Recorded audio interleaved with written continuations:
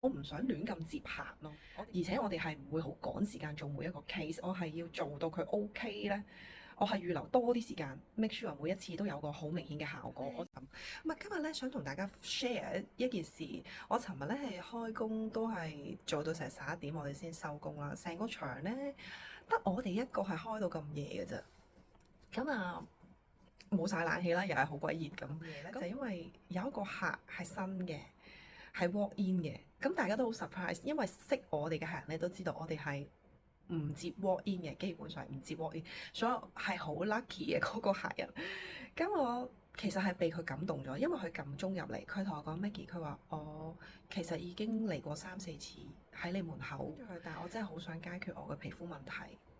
我係好多濕疹，同佢講，我話OK 啦，我今日我 OT，我幫你。我哋尋日整到成11點，佢住東九龍嘅，即係基本上東九龍或者佢屋企附近嘅10幾20間，佢好多美容院都試過晒，但係真係唔 OK。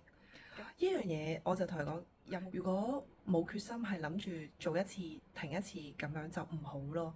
即係我哋因為做皮膚管理，我哋唔係做 facial 咁簡單，唔係單次嘅 facial。因為我對於呢樣嘢好執着嘅，因為要做一件事係好啦，同埋係做到嗰個好 perfect 嘅效果呢，係真係要好固定咁樣過嚟嘅。OK 嘅，佢話我已經諗過啦，咁我決定係留喺呢一度，即係咁，所以嗰刻呢，我係覺得好感動嘅，因為佢係周圍去試唔同嘅嘢。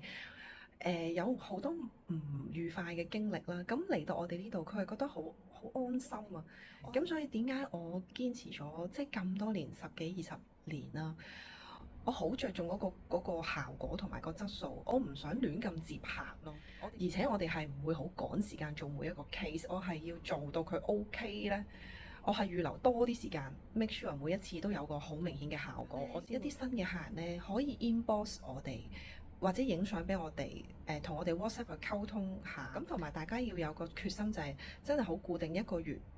可能3-4次嘅決心，同埋有一個恆常嘅習慣係好重要。我知道好多客人係因為我哋呢一個執着而過嚟嘅，咁所以我都好希望幫到大家啦。咁所以大家可以預先影俾我哋睇啦。